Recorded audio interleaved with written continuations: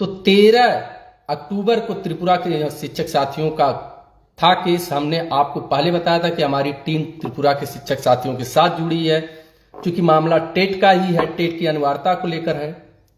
और 13 तारीख को जैसे ही त्रिपुरा के शिक्षक साथियों का केस आता है टेट का, तो आपको हमने पहले भी बताया था वीडियो में कि उस समय त्रिपुरा के जो स्टैंडिंग काउंसिल के लोग थे, उन्होंने कहा कि माननीय दीपंकर दत्ता से कि आपने तो 1 सितंबर को 2 वर्ष का समय दे दिया है, तो अब ये लोग यहां क्यों आए हैं। तो उस समय 13 अक्टूबर को ध्यान होगा, मैंने बताया था कि माननीय सलमान खुर्शीद जो हमारे वरिष्ठ अधिवक्ता हैं, उन्होंने एक लाइन कहा था, एक लाइन केवल कहा था कोर्ट में, चूंकि मैं खड़ा था। तो हम लोग जहां रहते हैं साक्ष्य के साथ बात करते हैं।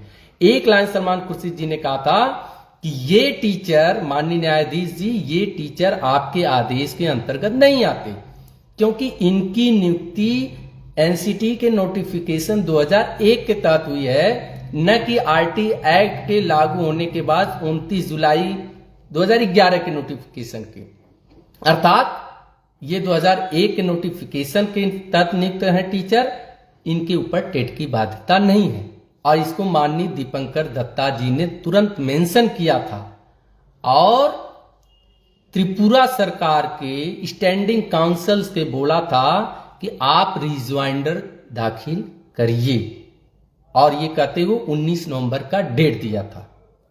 इतना तो याद होगा आप लोगों को कि 13 अक्टूबर को माननीय दीपंकर दत्ता जी ने, माननीय न्यायाधीश जी ने इस केस में स्पष्ट कहा था कि त्रिपुरा सरकार रिज्वाइंडर दाखिल करे, ये कहते हुए 19 नवंबर का डेट दिया था। अब रिज्वाइंडर क्या होता है इसको भी बताया गया था कि जैसे एसएलपी लेकर आई थी त्रिपुरा सरकार कि इनको लिए टेट बाध्य किया जाए, जिस पर हमारे त्रिपुरा के शिक्षक साथियों की तरफ से काउंटर दाखिल किया गया। और उस दिन माननीय सलमान खुर्शीद जी ने प्रश्न उठा दिया कि भाई ये आपका जो 1 सितंबर 2025 का आदेश है, उसके तहत 2011 से पूर्व नियुक्त शिक्षक आते ही नहीं है, क्योंकि ये एनसीटी के 2001 के तहत नियुक्ति है। तो उस पर सरकार, माननीय न्यायाधीश ने कहा था कि आप रिज्वाइंडर दाखिल करिए, इनके काउंटर पे आप रिज्वाइंडर दाखिल किए। तो जो कल सुनवाई होने वाली है, अभी तक जो रिपोर्ट है, जो माननीय सर्वोच्च न्यायालय से जो हम लोगों को जानकारी मिली है, अभी तक त्रिपुरा सरकार ने रिज्वाइंडर दाखिल नहीं किया है। यानी कि कल की सुनवाई में जो 13 अक्टूबर को आदेश था माननीय न्यायाधीश का कि आप रिज्वाइंडर दाखिल करिए, वो प्रक्रिया पूरी नहीं हुई है।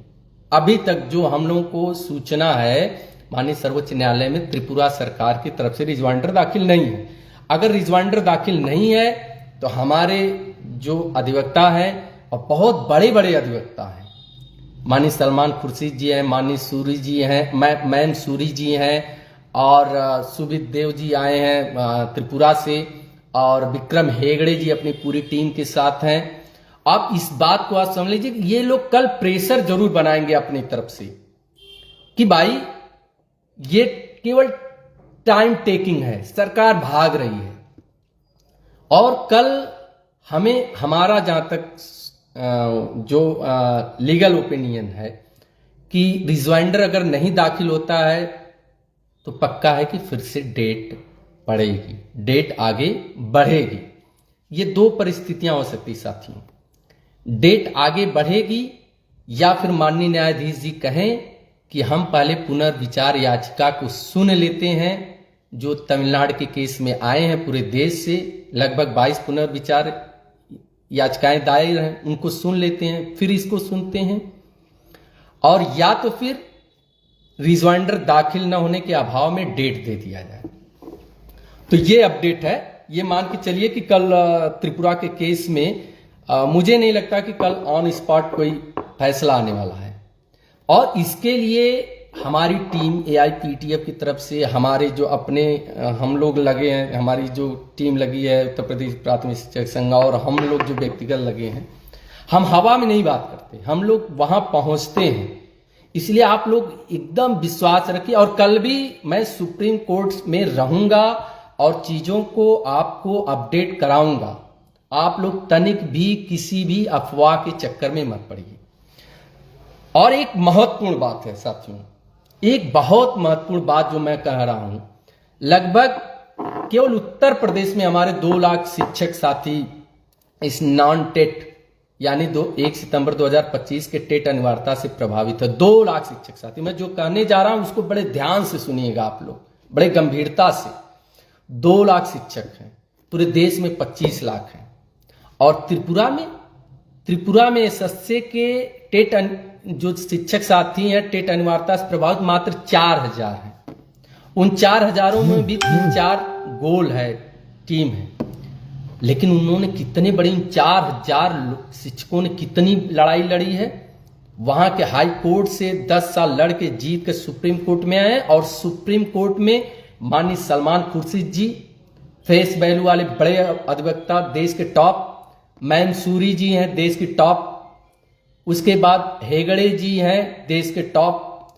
और त्रिपुरा के टॉप हाई कोर्ट के सुमित देव जी।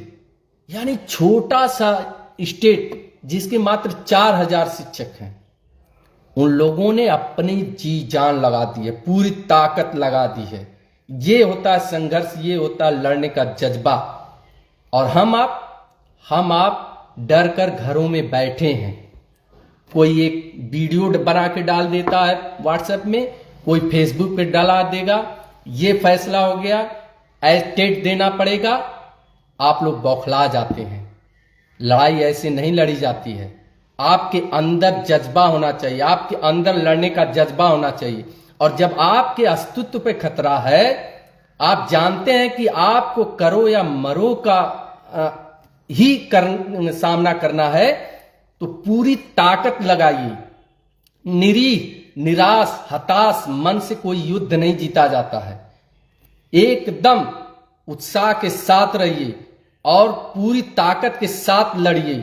और ये मान के चलिए कि जीत हमारी होगी। और इसके लिए जिस भी दरवाजे पे जाना पड़े, जहां भी लड़ना पड़े, जिस भी जबड़े में हाथ डाल के खींचना पड़े, अपनी जीत को हम खींचेंगे। इस जज्बे के साथ रहना है। आपको इन त्रिपुरा के साथियों से सीख लेनी चाहिए।